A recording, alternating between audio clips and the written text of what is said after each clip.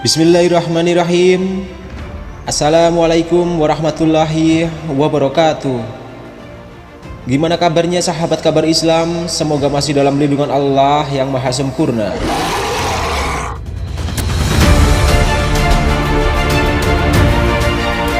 Ini adalah cerita Rasulullah Shallallahu Alaihi Wasallam ditemui iblis ketika para sahabat sedang bersama Rasulullah Shallallahu Alaihi Wasallam di kediaman seorang sahabat Ansar. Tiba-tiba terdengar panggilan seseorang dari luar rumah. "Wahai penghuni rumah, bolehkah aku masuk? Sebab kalian akan membutuhkanku."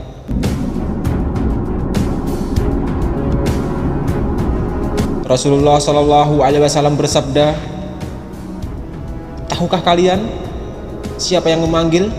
Kami menjawab, "Allah dan Rasulnya yang lebih tahu." Beliau melanjutkan, "Itu iblis laknatullah bersamanya." Umar bin Khattab berkata, "Izinkan aku membunuhnya, wahai Rasulullah." Rasulullah Shallallahu Alaihi Wasallam menahannya.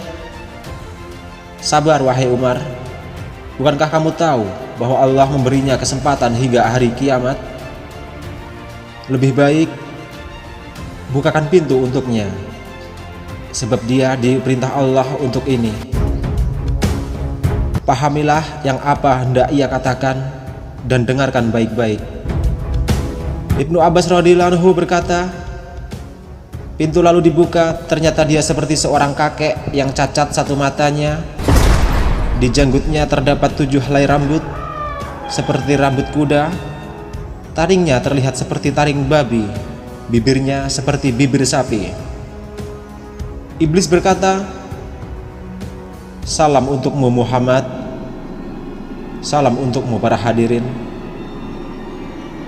Rasulullah Shallallahu Alaihi Wasallam menjawab, "Salam hanya milik Allah Subhanahu wa Ta'ala. Sebagai makhluk terlaknat, apa keperluanmu?" Iblis menjawab, "Wahai Muhammad, aku datang ke sini bukan atas kemauanku, namun karena aku terpaksa." "Siapa yang memaksamu?" "Malaikat dari utusan Allah telah mendatangiku dan berkata, Allah Subhanahu wa Ta'ala memerintahkanmu untuk mendatangi Muhammad. Beritahu Muhammad tentang caramu dalam menggoda manusia. Jawablah dengan jujur semua pertanyaannya. Demi kebesaran Allah, andai kau berdusta satu kali saja, maka Allah akan jadikan dirimu debu yang tertiup angin. Oleh karena itu aku sekarang mendatangimu. Tanyalah apa yang hendak kau tanyakan.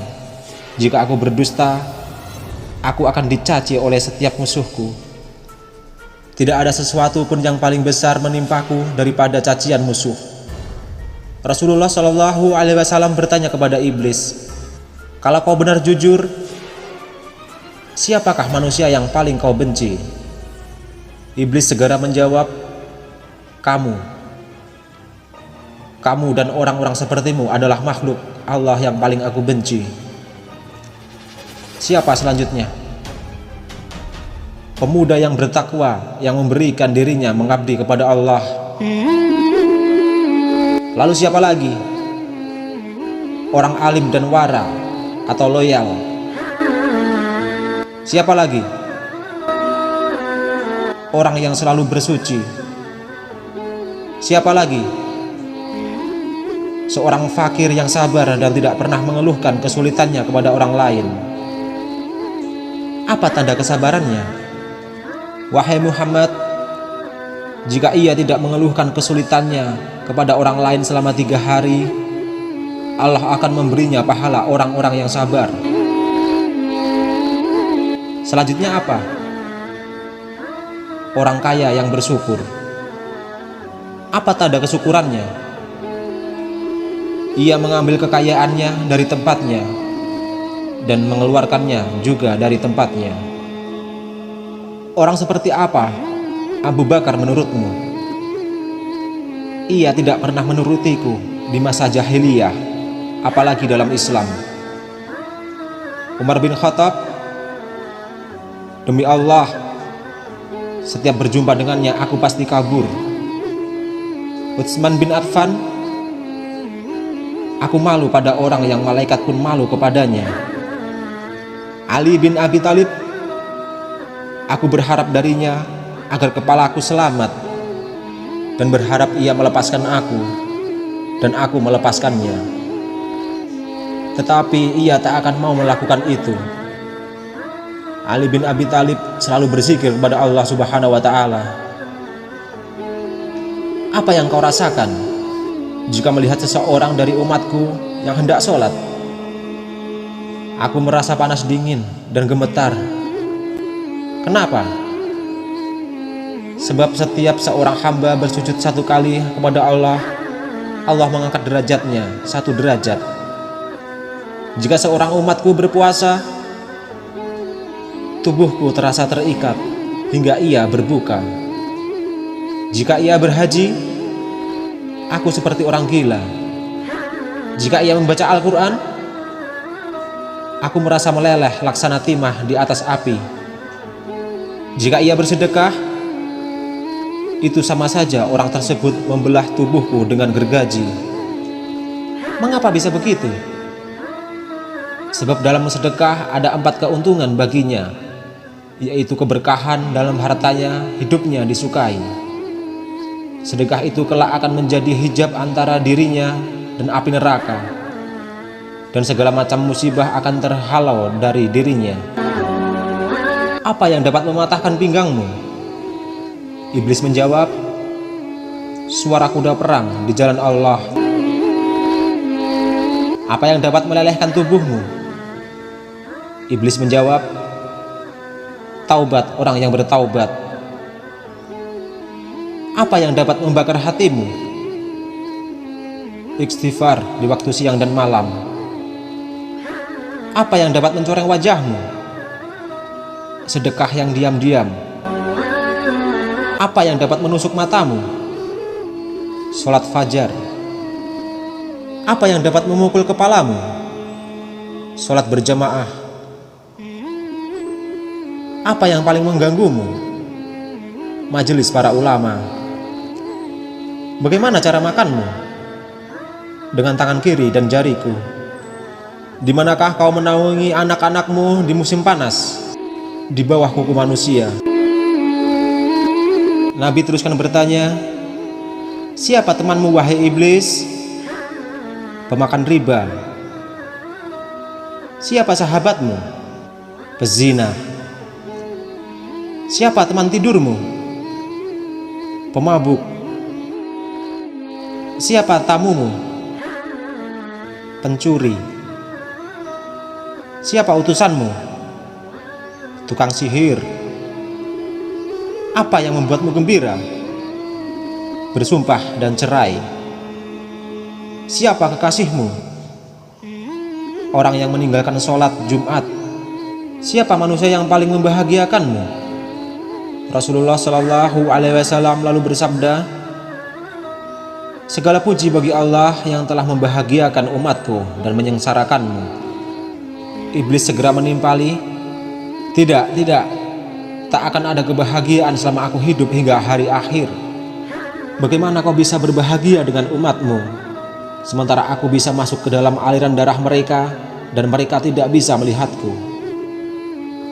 Demi yang menciptakan diriku dan memberikanku kesempatan hingga hari akhir, aku akan menyesatkan mereka semua. Baik yang bodoh atau yang pintar, yang bisa membaca dan tidak bisa membaca, yang durjana dan yang soleh, kecuali hamba Allah yang ikhlas. Rasulullah Shallallahu Alaihi Wasallam lalu bertanya, siapa orang yang ikhlas menurutmu? Tidakkah kau tahu wahai Muhammad, bahwa barang siapa yang menyukai emas dan perak, ia bukan orang yang ikhlas. Orang yang meninggalkan sholatnya dengan sengaja. Jika kau lihat seseorang yang tidak menyukai dinar dan dirham, tidak suka pujian dan sanjungan, aku bisa pastikan bahwa ia orang yang ikhlas, maka aku meninggalkannya. Selama seorang hamba masih menyukai harta dan sanjungan dan hatinya selalu terikat dengan kesenangan dunia, ia sangat patuh padaku. Tahukah kamu wahai Muhammad, bahwa aku mempunyai 70.000 anak, dan setiap anak memiliki 70.000 syaitan. Sebagian ada yang aku tugaskan untuk mengganggu ulama, sebagian untuk mengganggu anak-anak muda, sebagian untuk mengganggu orang-orang tua, sebagian anak-anakku juga aku tugaskan kepada para zahid. Aku punya anak yang suka mengencingi telinga manusia, sehingga ia tidur pada sholat berjamaah. Tanpanya manusia tidak akan mengantuk pada waktu sholat berjamaah. Aku punya anak yang suka menaburkan sesuatu di mata orang yang sedang mendengarkan ceramah ulama, hingga mereka tertidur dan pahalanya terhapus. Aku punya anak yang senang berada di lidah manusia. Jika seseorang melakukan kebajikan lalu ia beberkan kepada manusia, pahalanya akan terhapus. Pada setiap seorang wanita yang berjalan, anakku dan syaitan duduk di pinggulnya dan pahanya, lalu menghiasinya agar setiap orang memandanginya. Syaitan juga berkata, "Keluarkan tanganmu." Lalu ia mengeluarkan tangannya, lalu syaitan pun menghiasi kukunya. Tahukah kau wahai Muhammad, dusta berasal dari diriku. Akulah makhluk pertama yang berdusta. Pendusta adalah sahabatku. Barang siapa bersumpah dengan berdusta, maka ia kekasihku. Tahukah kau wahai Muhammad, aku bersumpah kepada Adam dan Hawa dengan nama Allah, bahwa aku benar-benar menasihatinya. Sumpah dusta adalah kegemaranku. Gibah dan namimah atau adu domba kesenanganku. Kesaksian palsu kegembiraanku. Wahai Muhammad, umatmu ada yang mengulur-ngulur sholat. Setiap ia hendak berdiri untuk sholat, aku bisikan kepadanya, "Waktu masih lama, kamu masih sibuk." Lalu ia menundanya hingga ia melaksanakan sholat di luar waktu. Maka sholat itu dipukulkan ke mukanya. Jika ia berhasil mengalahkanku, aku biarkan ia sholat. Namun aku bisikan ke telinganya, "Lihat kiri dan kananmu." Ia pun menoleh. Pada saat itu aku usap dengan tanganku dan kucium keningnya, serta aku katakan, "Sholatmu tidak sah." Bukankah kamu tahu wahai Muhammad, orang yang banyak menoleh dalam sholatnya akan dipukul. Jika ia sholat sendirian, aku suruh dia untuk bergegas. Ia pun sholat seperti ayam yang mematuk beras.